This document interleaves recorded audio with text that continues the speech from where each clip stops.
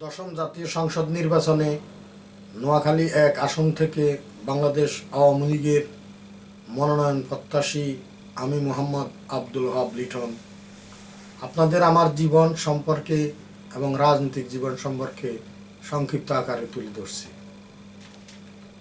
আমি বাল্যকাল থেকেই নান্দিয়াপাড়া হাই স্কুলে যখন দশম শ্রেণীর ছাত্র এবং আমার পরীক্ষা শেষ প্রান্তে এসে আমি মুহুরীগঞ্জ রাসেল স্মৃতি সংসদের সভাপতি নির্বাচিত হই। এরপর থেকেই আমি মুজিব আদর্শে উজ্জীবিত হয়ে সমাজে বিভিন্ন কার্যক্রমের সাথে জড়িয়ে পড়ি এবং এরপর আমি চৌমানি সরকারি এসএ কলেজের ছাত্রলীগের কর্মকাণ্ডের সাথে জড়িত হই এবং ওল্ড হোস্টেল ছাত্রলীগের দ্বিতীয় বর্ষের সভাপতি নির্বাচিত হই। এরপর 1990 সালে আমি চৌমনি সরকারি এসএ কলেজ থেকেই এইচএসসি পাশ করে 1992 আমি চাটকিল সরকারি কলেজ থেকেই বিএসএস পাশ করি ও ছাত্রলীগের কর্মকাণ্ডের সাথে সক্রিয় অংশগ্রহণ করি।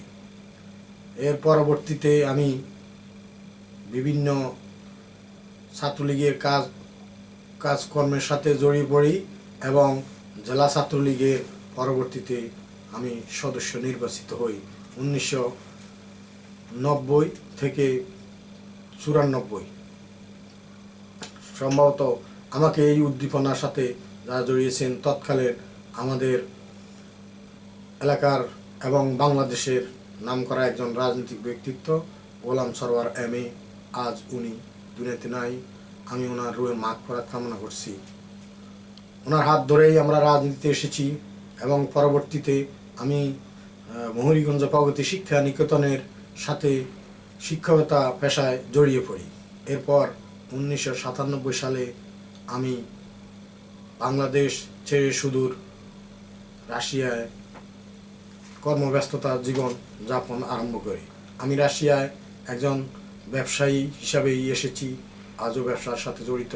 তার সাথে সাথে মুজিব আদর্শের সাথে প্রথম থেকেই যখন দেশ ছেড়ে চলে আসি আমি জড়িয়ে পড়ি। এখানে যে আওয়ামী লীগের কার্যকরী কমিটির সদস্য নির্বাচিত হই। এরপর আমি রাশিয়া বঙ্গবন্ধু পরিষদের সহসাধারণ সম্পাদক পদে আমাকে অধিষ্ঠিত করে বিনা প্রতিদ্বন্দ্বিতায়।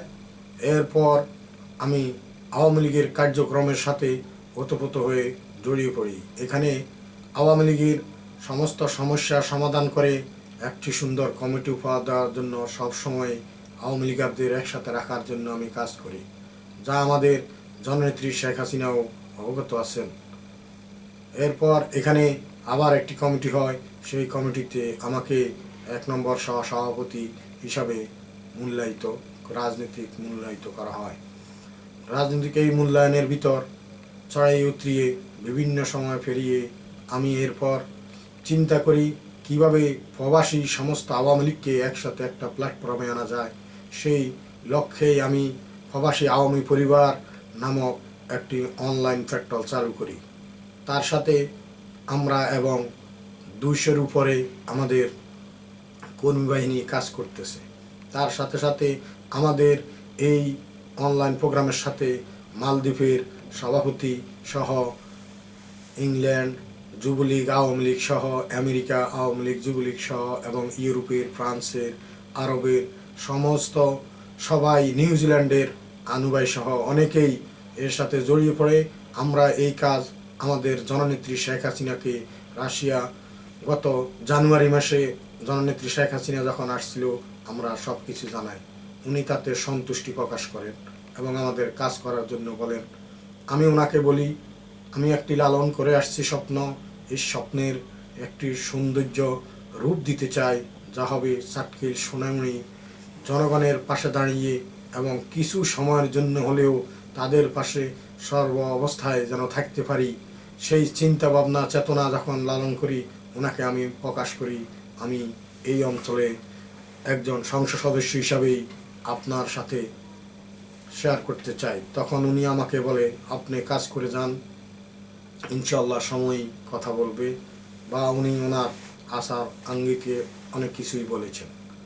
আমি এর সাথে সাথে ওনাকে জানাই আমি একটা ট্রাস্ট নিয়ে কাজ করি। আমার ট্রাস্ট সম্পূর্ণ খরচ আমি নিজে বিয়ার করি। সেটা রুশ বাংলা কল্যাণ ট্রাস্ট, মৌরিগঞ্জ, সোনাইমণি, নোয়াখালীতে অবস্থিত। ওই অঞ্চলের সবাই আমার ট্রাস্টের সমস্ত কাজকর্ম সম্পর্কে জানেন, এবং চাটকিল, সোনাইমণি সবাই মোটামুটি জানেন।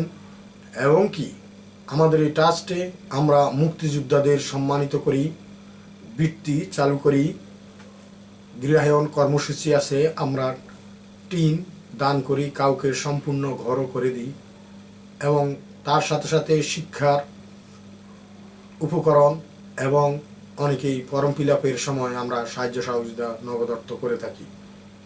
তাছাড়াও আমরা আমাদের এই ট্রাস্ট অনেক রকম সাহায্য সহযোগিতা করে থাকে। শিক্ষা প্রতিষ্ঠান, ধর্মীয় প্রতিষ্ঠান, সব জায়গায় আমরা নিয়মিত সাহায্য করে আসছি।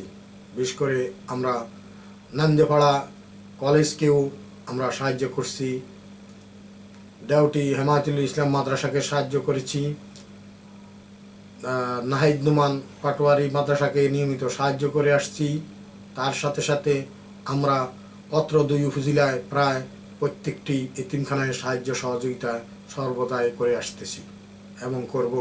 এবং আমরা আমাদের আওয়ামী লীগের নেতাকর্মীর মাধ্যমেই অনেক কিছুই করে থাকি, এবং এই ট্রাস্টও পরিচালনা হয় আওয়ামী লীগের নেতানেত্রীর মাধ্যমে।